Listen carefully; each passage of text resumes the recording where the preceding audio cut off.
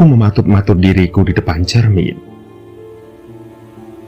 melihat apakah pakaian yang aku kenakan cocok di badanku, mengamati apakah hempatik berwarna merah tua yang aku kenakan ini membuat wajahku cerah atau tidak,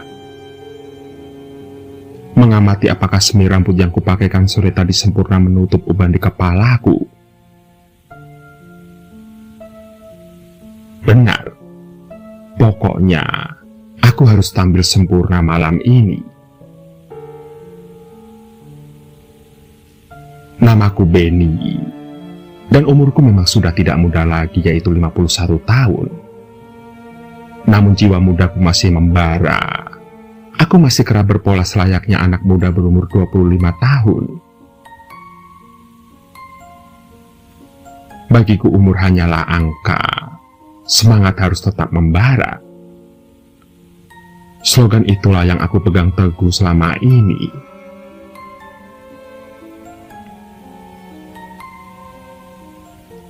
Ting! Aplikasi hijau pada telepon pintarku berbunyi. Lantas aku pun segera mengambil bedah pipi yang berada di atas nakas di samping kasurku. Kurai kacamata bacaku, dan kulihat ada nama Gatot di sana, teman akrabku waktu SMA dulu. Bro, kamu jadi datang reuni kan malam ini? Pesan darinya. Acara bakal sepi tanpa dirimu, bro. Kemudian diikuti emotikon tertawa ngakak.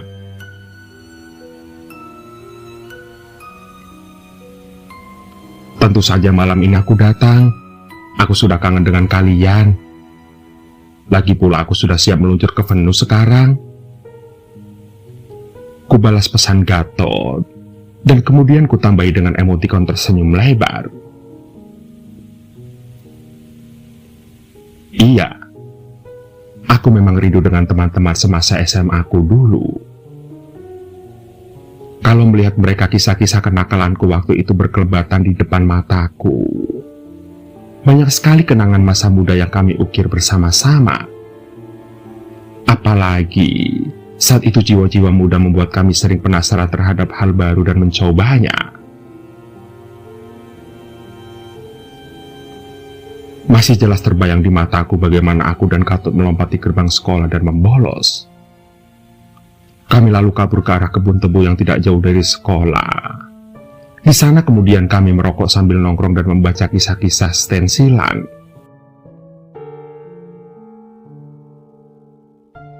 Namun, sebenarnya bukan bertemu dengan Gatot yang mengingatkanku pada kisah masa muda yang membuatku bersemangat untuk datang reuni, tapi Rani, mantan pacarku.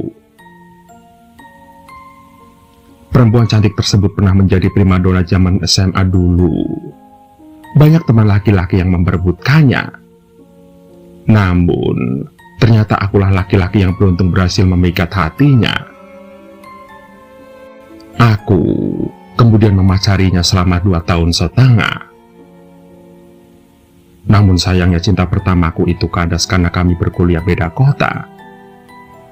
Waktu itu aku berkuliah di Malang, sedangkan Rani berkuliah di Semarang. Lama sekali kami tidak pernah bertemu, hingga akhirnya kami dipertemukan dalam satu grup WhatsApp. Awalnya, kami hanya bertukar kabar. Apalagi saat itu aku masih mempunyai pasangan. Kemudian berkabar lewat aplikasi hijau itu makin intens kami lakukan 2 tahun terakhir. Sejak aku kehilangan istriku karena kanker rahim. Aku gontai ketika kehilangan teman hidupku. Sosok yang mendampingiku selama hampir 25 tahun. Aku tidak bersemangat hidup sampai akhirnya Reni hadir memberi semangat. Dan meskipun hanya lewat pesan pendek, namun Reni berhasil mengisi kekosongan di dalam hatiku. Apalagi, katanya dia pun sudah menjanda karena suaminya yang seorang pilot kecelakaan pesawat jauh sebelum bertemu denganku.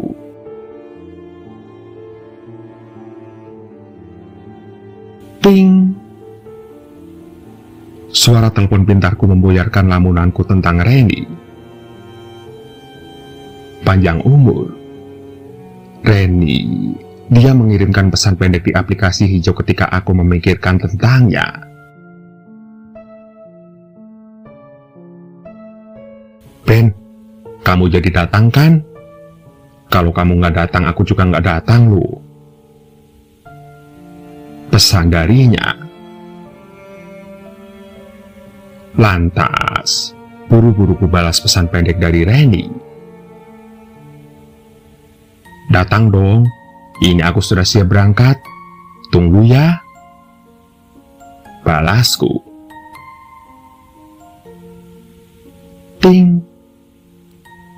Kulihat Reni kembali membalas pesan pendekku.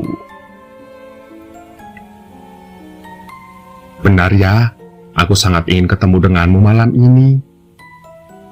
Balasnya diikuti dengan emotikon cinta. Aku tersenyum. Pikiranku melayang serasa mabuk kepayang. Mungkinkah ini yang disebut dengan puber kedua?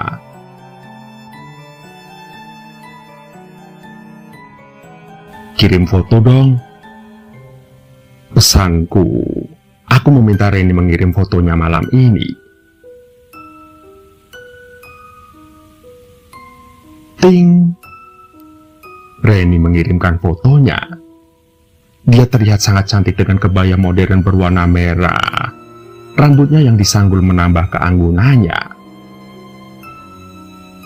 Lantas, aku pun membalas dengan mengirimkan fotoku. Kok kita sehati ya? Bajuku juga berwarna merah. Balasku. Aku memberi caption pada fotoku itu. Kamu ganteng sekali. Sudah jangan banyak ngobrol. Lekaslah berangkat. Aku sudah rindu padamu. Ujar Reni. Ia menyertakan emotikon cinta pada pesannya.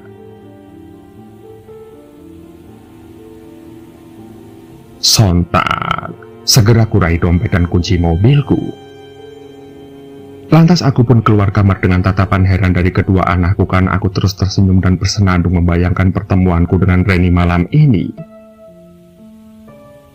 Dan setelah berpamitan dengan anakku, aku pun segera meluncur ke venue reuni malam ini.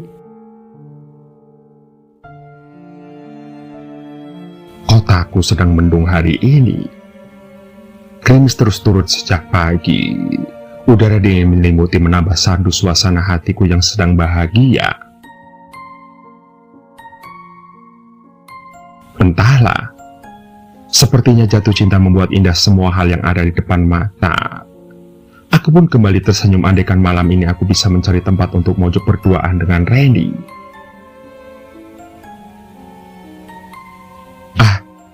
Siapa tahu aku bisa mencium bibirnya yang masih nampak ranum di usianya yang sudah setengah abad itu. Hayalku dalam hati. Mobilku kemudian melaju membelah jalanan kotaku di bawah derai gerimis. Nampak tidak banyak kendaraan di jalanan. Maklum, kotaku ini memang hanya sebuah kota kabupaten kecil. Dengan tanpa adanya gerimis yang turun pun kendaraan memang masih belum terlalu banyak. Apalagi jika gerimis terus turun, itu akan membuat jalanan semakin lengang saja.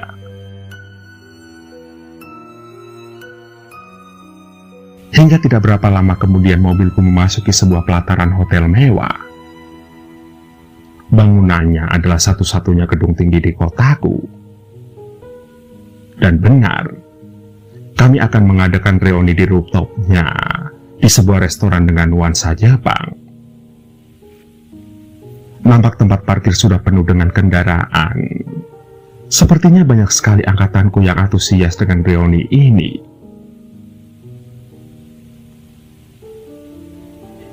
Hingga singkat cerita di lobi aku bertemu dengan Danang.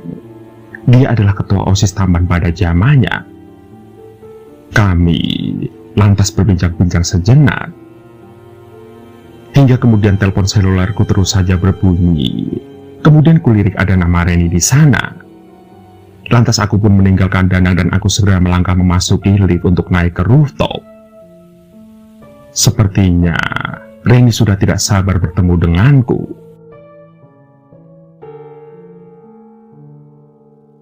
Saat aku melangkah memasuki restoran, di sana sudah penuh dengan wajah-wajah teman SMU-ku dulu.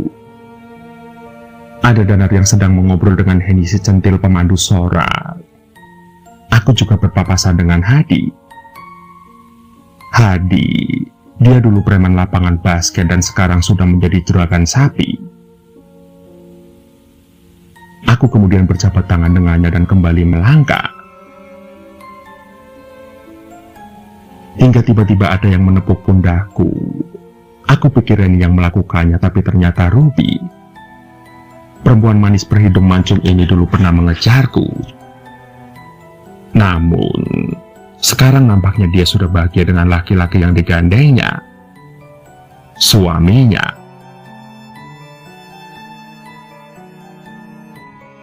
Aku kemudian melangkah menghindar dari kerumunan, mencoba mencari sosok yang kurindukan. Hingga akhirnya aku melihat Reni sedang berada di sebuah kursi taman di luar restoran. Reni, terlihat dia melambaikan tangan. Dan aku pun segera bergegas menyusulnya. Ketika sudah saling berdekatan, kami kemudian berjabat tangan. Kami lalu tertawa bersama-sama. Sepertinya kami menertawakan nasib kami yang lucu. Hidup memang kadang suka bercanda berlebihan. Mempertemukan dengan orang yang benar di waktu yang salah, atau mempertemukan orang yang salah di waktu yang benar. Dan aku tidak pernah tahu mana yang sedang kami alami ini. Di kursi taman di bawah remang lampu kami berbincang. Ada banyak yang kami bicarakan, mulai dari jalan hidup, kisah masa lalu, dan rasa yang masih tertinggal. Entahlah, aku merasa seperti muda kembali. Aku bagaikan ABG yang sedang berbunga-bunga, ABG yang baru saja merasakan cinta. Aku bahkan sempat menyuapinya dengan makanan yang aku ambilkan. Kami juga sempat berselfie bersama sebagai kenang-kenangan bahwa kami bertemu malam ini. Dan kami sudah membuat janji bahwa kami akan terus bertemu di hari-hari mendatang. Hingga tanpa kami sadari waktu telah beranjak larut. Reni kemudian meminta pamit, namun dia menolak ketika akan kuantar. Dia bilang dia sudah dijemput oleh anak perempuannya. Lantas, aku mengamati Reni yang melangkah menjauh dariku memasuki restoran dan masuk ke dalam lift. Tidak berapa lama kemudian aku pun memutuskan untuk memasuki restoran. Bercanda sejenak dengan siapa saja yang kutemui, dan aku kemudian pulang. Hingga di dalam restoran aku kemudian bertemu dengan Jenny. Di masa sekolah, Jenny berteman baik dengan Reni. "Weh, kemana aja bro? Kok baru nongol?" ujar Jenny sembari menyalami tanganku. "Aku udah dari tadi kok, cuman di luar aja, di taman. Aku barengan sama Reni. Reni temanmu itu loh, masih ingat kan?" ujarku. Namun Jenny nampak mengerutkan keningnya. "Reni," ujarnya. "Iya, Reni sahabatmu kan?" jawabku. Aku mencoba meyakinkan Jenny. "Ah, yang benar, jangan ngada-ngada deh. Mana ada Reni di sini?" ujar Jenny. Sepertinya dia kebingungan. "Ada, aku tadi ngobrol bareng dia di taman," ujarku. Kemudian ku keluarkan HP-ku. Ku buka galeri, Aku akan menunjukkan pada Jenny bahwa aku tadi bersama Reni dan sempat berfoto dengannya. Namun ternyata galeri teleponku kosong. Tidak ada fotoku bersama Reni tadi. Begitu pula dengan chatku tadi sore dengannya, semuanya hilang. Lantas, Jenny pun kemudian mengajakku untuk duduk di sebuah sofa berwarna hijau menyala.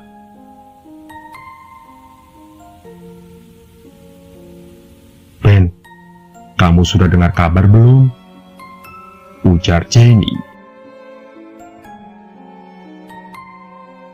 "Kabar apa?" tanyaku.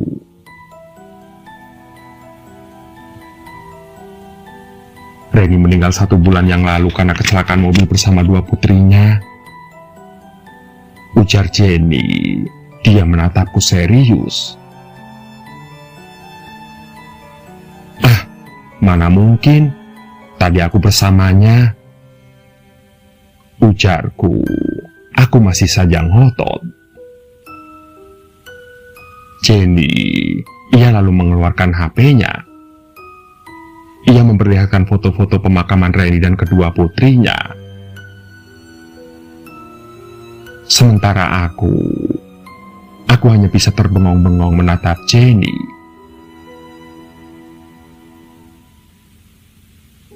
"Ah, sungguh hidup ini memang suka mengajak bercanda," ujarku perih.